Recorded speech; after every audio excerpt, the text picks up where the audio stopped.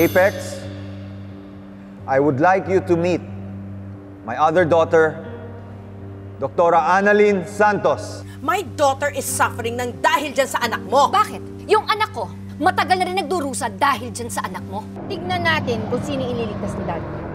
Ikaw o ako? Ay! Maarte lang yan! Ma'am! Wala akong ginawa dyan, ha? Wala akong ginawa dyan! Ma'am! Ikaw ang gusto niya dahil ikaw ang perfect child for him. You're a genius! Habang ako, isang average girl lang trying to become a brilliant doctor. Zoe, ano nangyayari? Zoe! Annalyn! Annalyn! Annalyn! Tita Lynette! Gusto ko makita yung anak ko! Tama! Ginawa mo sa anak ko! Ano? Pinagkukusan? Pinagkukusan! Gusto ko mamatay ang anak ko! Ano? Pagkita na lang tayo sa korte! Eh di magdemanda ka. Oo nga pala. Nawalan nga pala kayo ng malay kaya hindi nyo alam kung anong mga nangyari. Sasabihin ko sa inyo, muntik nang patayin ng anak mo ang anak ko kaya sisiguraduhin kong mabubulok yung anak mo sa kulungan. Ano? Papatayin ni Zoe si Annalyn? Sigurado ka ba sa mga paratang mo sa anak ko? Nakikita mo ba ang itsura ng anak ko? Hanggang ngayon wala pa rin siyang malay. Dahil yan sa anak mo, kaya sisiguraduhin kong makukulong yung anak mo. No. Hindi mo ipakukulong si Zoe. Lalabanan ko kayong lahat. Di magkita tayo sa korte. Gagawin ko lahat para ipaglaban ng pamilya ko. Alam mo kung tutuusin? Kayo ang may kasalanan nito. Hindi mo na palaking tama yung anak mo. Kaya dahil sa'yo, makukulong si Zoe.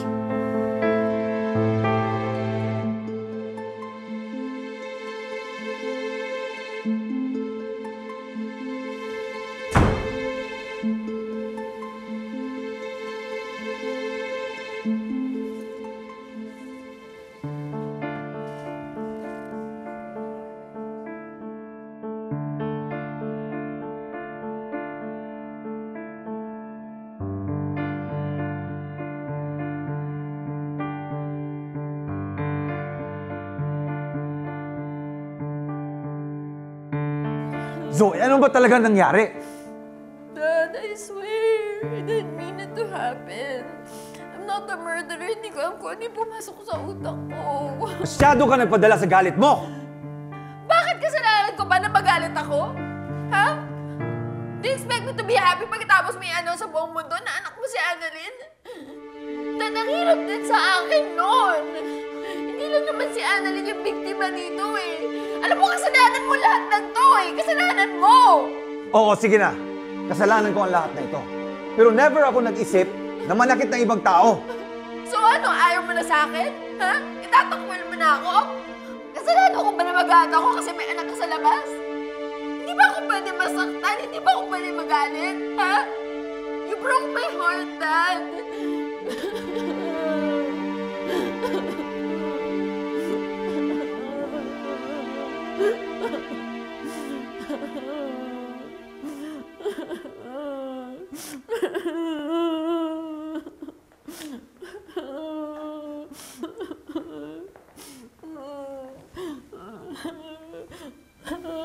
Anak, I'm sorry. Nasasaktan ako every time nakikita kita nagkakaganyan. I never wanted to put you in this predicament. Pero mahirap din ang sitwasyon ko. Pero hindi ko isipin na itatakwil kita. Never. You are my daughter. And mahal kita. I know napabayaan kita. And I'm so sorry for all my mess. But you also have to open your heart up to Annalyn. Hindi mo kailangan magalit sa kanya. Gusto ko itama yung mistakes ko sa iyo at saka kay Annalyn. I hope that you'll see Annalyn as a sister one day.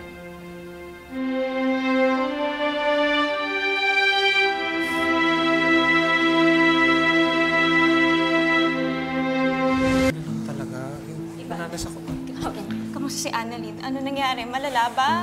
Ano, okay ba siya? Dok, okay na siya, Dok. Okay na siya. Okay? Yeah. Tulog na siya sa kwarto. Stable na daw siya, naalog lang daw yung utak, sabi ng doktor. Sigurado kayo may tumitingin sa kanya. Yes, Dok. Paano naman si Moira? Kamusta naman siya?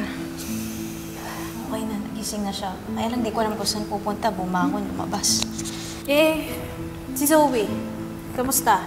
Kausap niya si Dr. Tanyag. Karen! Asan si Annalyn? Okay lang ba siya? Gising na siya? Hindi kailangan ko puntahan sa yung room niya. Reka! Kumalma ka, ha? Okay lang si Doc. Kalma. Ano, kailangan niya bang dugo? Pwede ako, kunin niyo na nga ako ngayon. Pekan. Type Hindi O ako. Okay na, stable na si Doc. Tsaka kung may magdodonate man ng dugo si Doc RJ yun. Dapat yung Zoe na yun yung mag-donate ng dugo eh. Kasalanan niya to eh. Tsaka dapat makulong yun eh. Regan, huwag mo nang sisihin si Zoe. Ang importante, ligtas silang dalawa. Huwag na tayong magsisihan.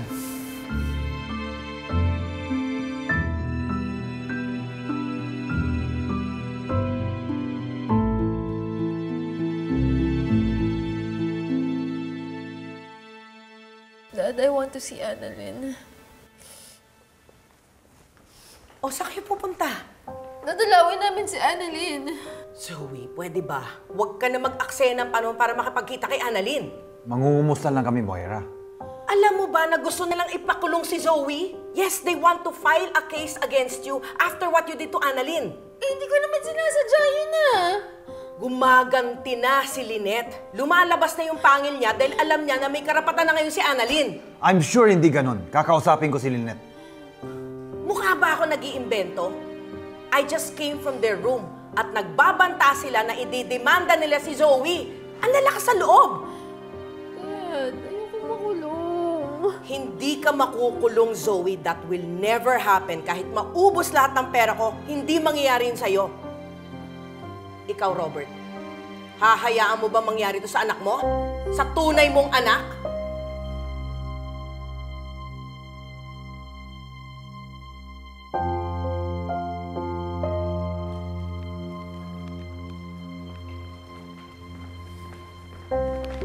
Lynette. Kumusta si Annalyn? Di pa rin siya gumigising. Isasama ko sana si Zoe sa kanya para mag-apologize. O nasan siya? Bakit?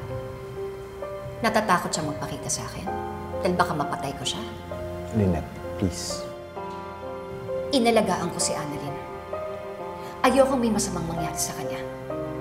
Kahit lumaki kami sa hirap, ibinigay ko ang buong pagmamahal ko sa kanya. Kaya hindi ako papayag na hindi managot si Zoe. Ipapakulong ko siya. Lynette, nakikiusap ko. Huwag mo sampahan ng kaso si Zoe. Nagsisisi naman siya. Magsisi siya sa kulungan. Lynette, may pinagdadaanan si Zoe. Hindi maayos ang mental state niya, especially after learning the truth about Annalyn. Wala akong pakialam.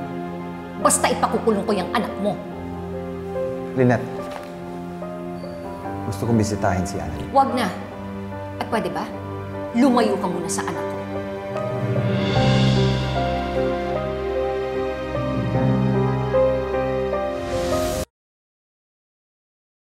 Lynette, umuwi na muna kami ni Cromwell para kumuha kami ng gamit. Babalik din kami agad bukas.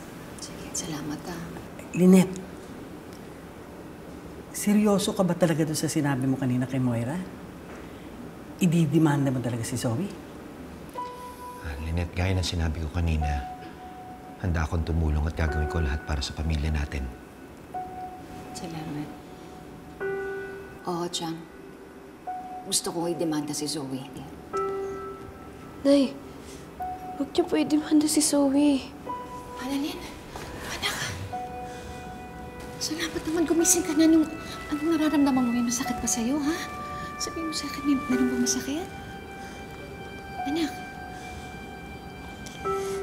Nay, huwag niyo po i-demanda si Zoe kasi wala naman po siyang kasalanan.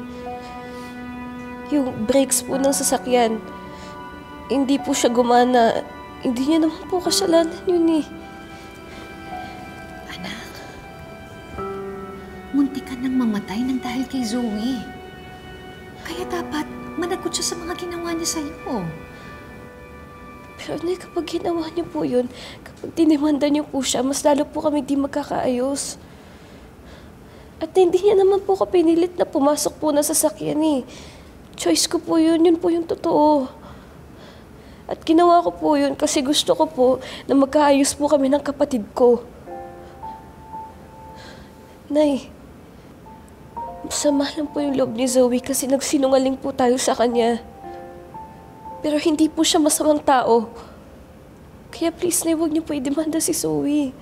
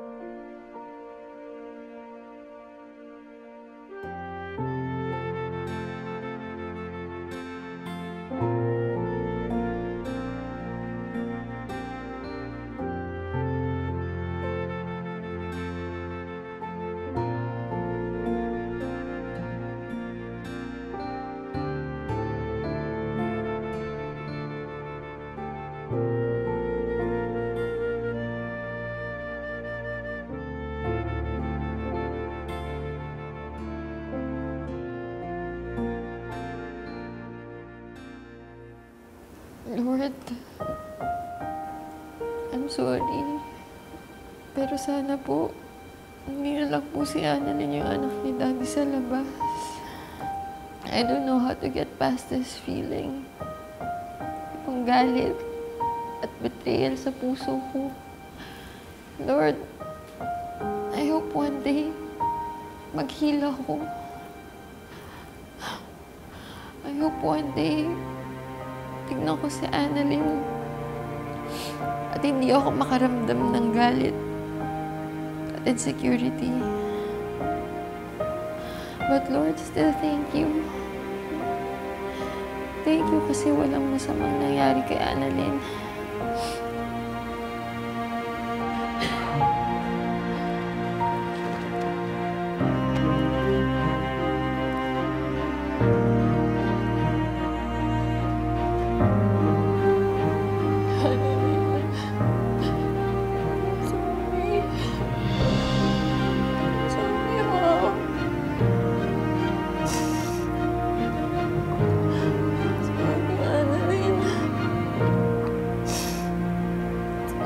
Patawad mo ako.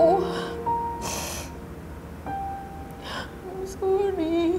I'm sorry.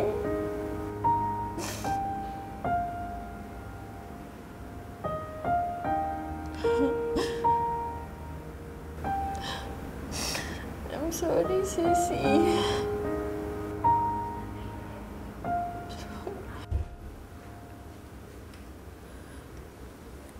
Zoe? Ano ginagawa mo dito? Gusto ko lang kong dalawin si Annalyn. Gusto ko kong kamustahin siya. Tita, sorry po talaga sa nangyari. Umamin ka nga sa akin. Sinadya mo bang saktan ng anak ko? Hindi po. Sobrang naging emotional lang po ako, pero Tita, hindi ko po talaga sinasadya yung nangyari.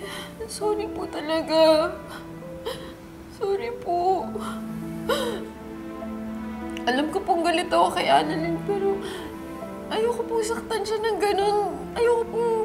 Ayoko pong masaktan siya. Sorry po, Tita. Please po. Alam mo, kung ako lang magdidesisyon, ididemanda kita.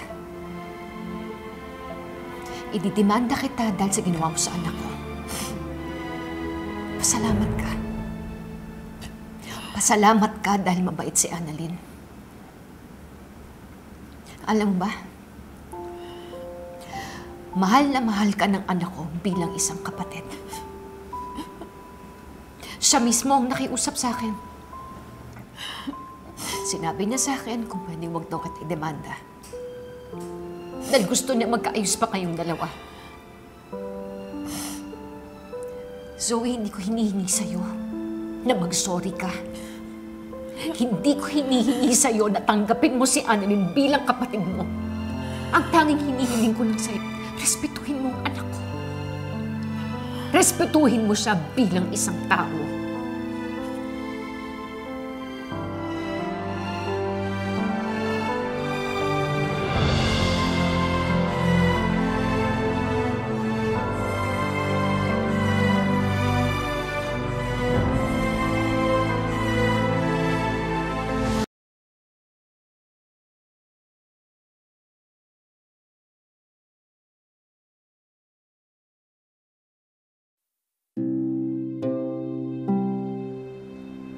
Zoe,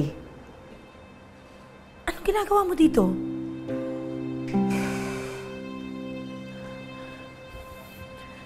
Zoe, you were just in a vehicular accident. Bakit ayaw mo umuwi? I'm tired. Gusto ko lang magpahinga dito saglit. May nagsabi sa akin, nakita ka nilang paalis sa private room ni Annalyn. Anong ginagawa mo doon? Hindi naman siya gising nung time na yun eh. I left right away.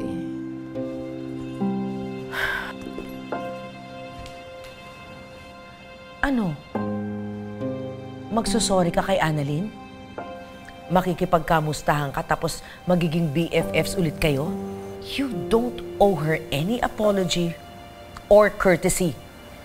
Tandaan mo, malaking kasiraan sa buhay nating pamilya si Annalyn. Siya ang kaagaw mo sa boyfriend mo, sa trabaho mo, pati na rin sa daddy mo. Huwag ka magpapakita ng kahinaan sa babaeng yan because she's going to eat you alive. Do you understand me?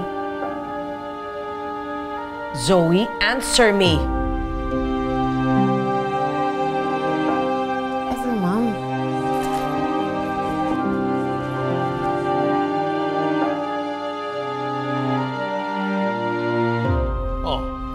Tandaan nyo, basta nagkaroon ng problema, sabihin ka agad nyo sa akin. Yan ang style ko. Huwag na inyong patatagalin.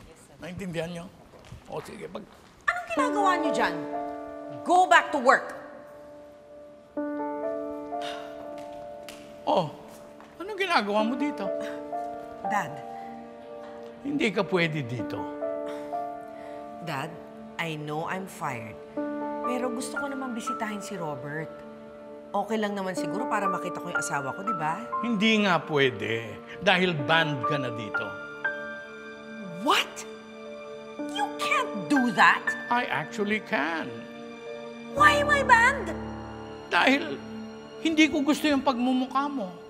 Sumasama ang pakiramdam ko pag nakikita kita.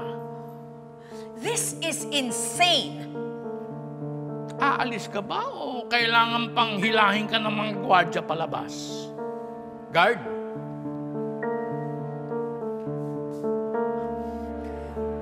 Okay, sige. Aalis na lang ako.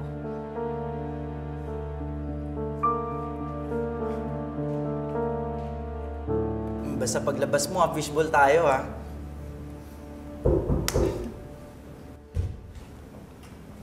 No. Oo. Kumusta na ang apo ko? Okay naman na po. Kailangan lang ng unting pahinga. Ano ba talaga nangyari? Naku, sir. Si Zoe po. Di ba, Annalyn? Regan. Yung Zoe na yan ay talagang manang-mana yan sa nanay niya, ha? Naku, sir. Sinabi niyo pa, sir. Sama talaga ng ugali ng Zoe na yan. Siguro nagmana yun sa lolo niya. Sino ka naman? Bakit dada ka ng dada? Lo, si Regan po. Regan, lolo namin ni Zoe. Oo. Lolo ako ni Zoe. Lo, huwag na po kayo magalit kay Zoe. Paano ko hindi magagalit kung napahama ka? Kung mas masahol pa dyan ang nangyari sa'yo? Mabuti na lang, minor lang yan. Lo, okay naman na po ako eh. Tsaka, si Zoe po, dapat intindihin po natin siya. May pinagdadaanan din po yun eh. Dapat po, bigyan po natin siya ng pagmamahal at pag-uunawa po natin. Kasi kailangan niya po yun ngayon. Kailangan niya po ng kakampi, ng pamilya. Kaya huwag po natin siya husgahan. Napakabait na bata talaga nito. Mrs. Santos? Sir, Lynette na lang po. Lynette, maraming salamat ha. Napakaayos ng pagpapalaki mo sa apo ko.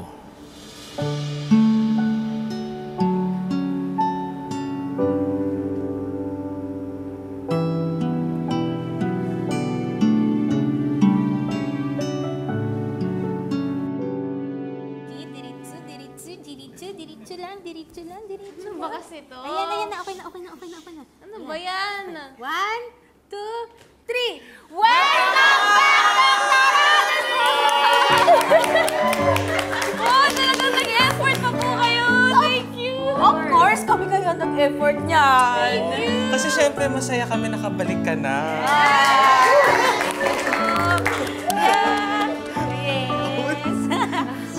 Paalam. Thank you po, Doktora. Nakalukot ang mga. Bakit pa nung sobra? Di ba sabi ko sa'yo, magsili ka para sa akin? Hello. Salamat po ulit. Kain na po. Hindi ka na. Kain na. Game. Dito, kain tayo. Sir Shanghai. Dok?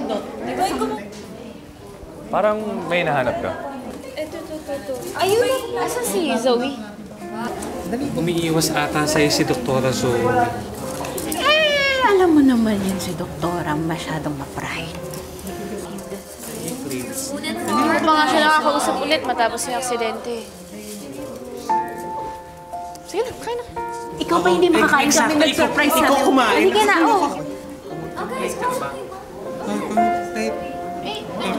Plate. Okay na. Ayaw mo ba talagang dumaan sa party ni Annalyn? Her half-sister? Ikaw man lang po magbibigay ng speech for her. Ang aasar ka ba? Bakit naman ako mag-speech mo? Hindi ko man lang ba magsusorry. Buti nga hindi kanya pinakulong eh. Alam mo, kahit mag-file siya ng case, I have my lawyer. Zoe, dinalhan kita ng cake. Gusto mo? I don't eat that. I'm on a diet. Zoe, hindi ka ba mag-thank you kay Annalyn? Hindi ba kaya ng pride mo na mag-sorry sa kanya? Doklok, nag-sorry na sa akin si Zoe. Di ba, Zoe? Alam ko yun. Alam kong pumunta ka ng kwarto ko. Nakwento sa akin ni nanay. What are you talking about? Sa totoo lang, Zoe, sobrang na-appreciate ko yun. Na-appreciate ko na ginawa yun ng kapatid ko. Just so you know, Annalyn, if you decide to file a case against me, go lang. Hindi kita atrasan. I'm ready to face you. Zoe, hindi na. Hindi mo naman sinasadya yun, di ba? Hindi kita sasampahan ng kaso. Tapos na yun. Oh, okay naman na pala eh. Arte-arte mo, may pa-welcome back party ka pa.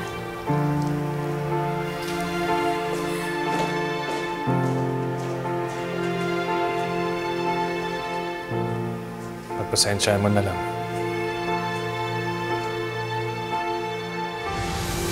Dok, nag-follow up lang po yung TV producer about sa schedule niyo po for on-cam interview ninyo ni Zoe. Ito po yung about sa the doctors in the family. Okay, I'll get back to them later. Okay po, thank you po, Doc. Obeng, pwede ba kitang makausap? Sige na, Ellen. Ano po yun, Tay? Ay, may naisip ako. Ay, plano kong magtayo tayo ng Apex Cebu. Ang mamamahala doon si Giselle. Doon naman siya base eh. O di, siya na doon. Ikaw naman, dito pa rin sa Apex Manila. At medical director ka pa rin. Ano? Ano sa palagay mo? Tay, I don't think I want to stay as medical director forever. Gusto ko kasi mag-practice pa. Oh, edi patuloy mo yung paghiwa mo ng ulo dito sa Maynila. Naisip ko kasi, kung magtatayo kayo ng Apex Cebu, mas gusto ko mag-practice sa probinsya. Kasi mas kulang yung access nila sa neurosurgeons doon. Wow. Iba ka rin, Obeng. And that's very noble of you. Pero kung ganun ang plano mo, ay sino mamamahala dito sa Maynila?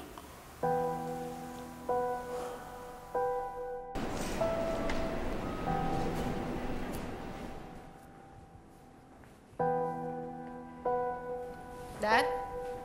Bakit mo ka pinatawag? Gusto ko kayong makausap. Kayo? Sino po kami?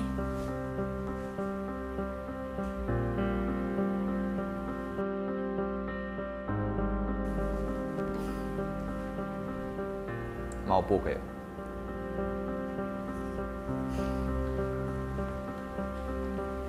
What's this, Dad? Gusto kong mag-aayos kayong dalawa.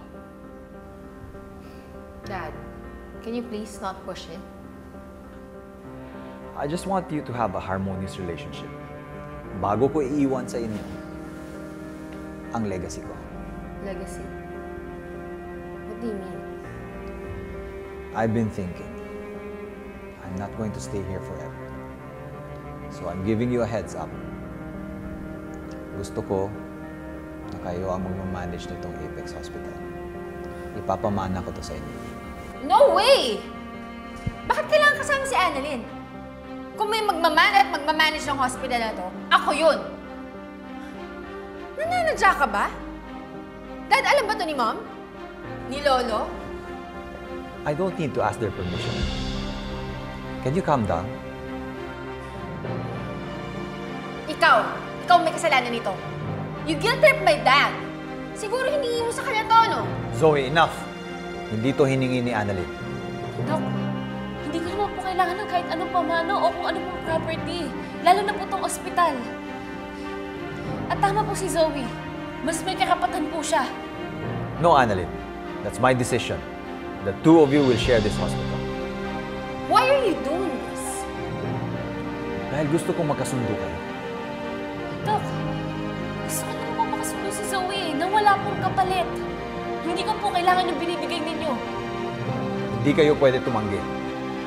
Kayong dalawa ang magmamana ng Apex, whether you like it or not, dahil magkapatid kayo. That's final.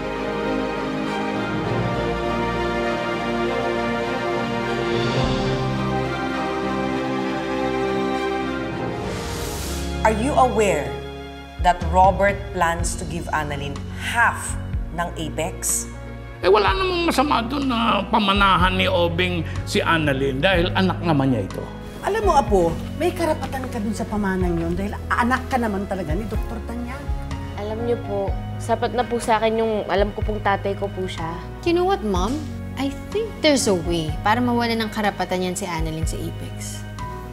What are you thinking? Alam mo, may sikreto ako. Ano po yun? Ikaw talagang paborito kong apo. Ano kailangan sa'yo ni Zoe? Nagpapasibling chip DNA test si Zoe.